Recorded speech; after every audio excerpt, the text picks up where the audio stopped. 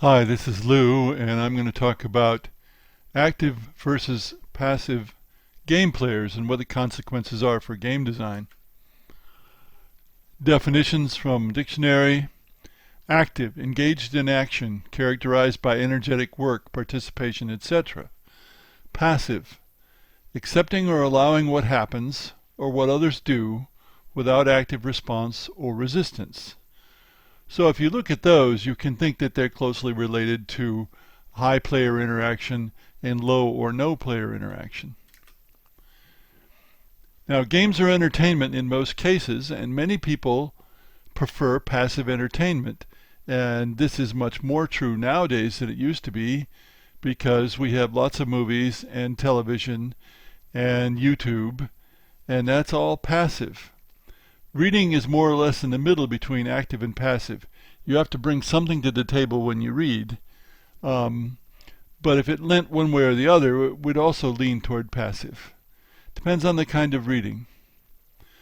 Anyway, a lot of people don't want challenges in their entertainment.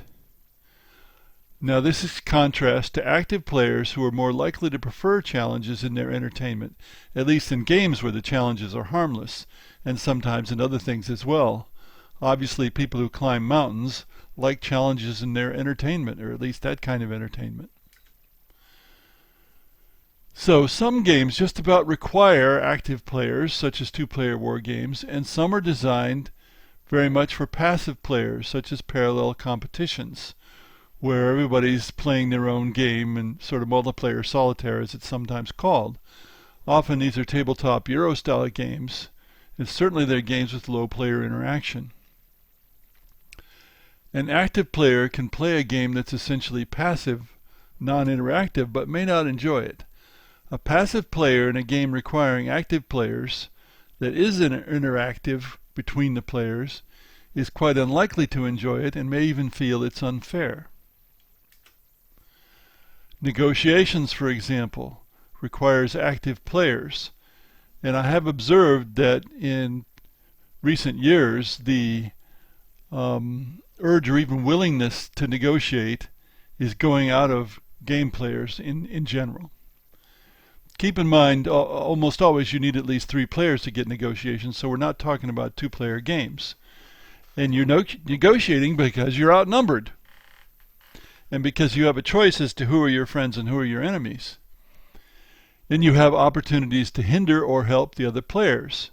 You don't have those opportunities in a pure parallel competition.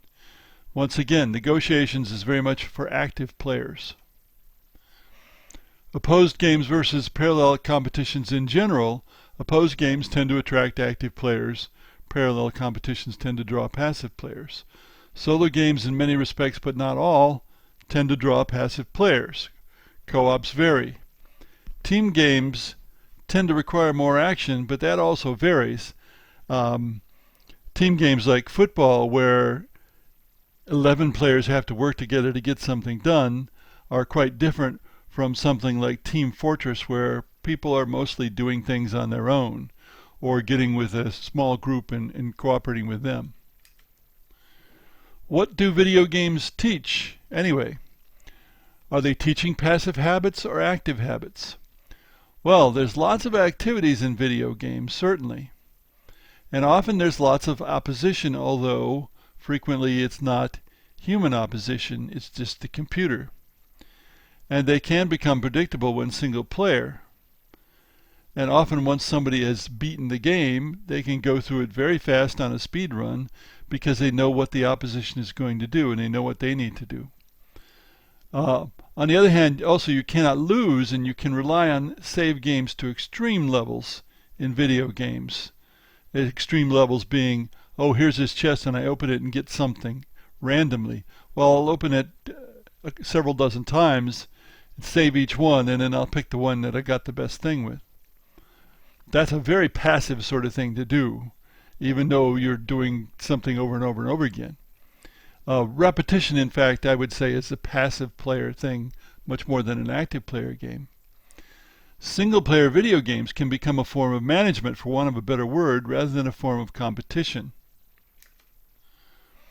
Now, comfort is very important in this equation, Being an active player is less comfortable, often much less comfortable than being a passive player. You may end up feeling stupid if you're an active player. And many games that attract passive players are ones where it's all positive and everybody achieves something, although some don't achieve as well as others. So entire playing styles can fit into this distinction. Corporate management playing style, for example, tends to be much more passive than the commander style. That is, the incremental style versus the non-incremental style, the dynamic style. General manager style may be more passive than the coach style, but that's much less clear-cut. What about party and family games? Party games promote passivity insofar as there are no negative consequences for being passive. Family games vary, but tend to be more parallel competitions and less opposed games. But again, it varies with the individual game. I design for active players, but my observation is that passive players are an increasingly large proportion of hobby gamers. That's the way it is. Thanks for listening.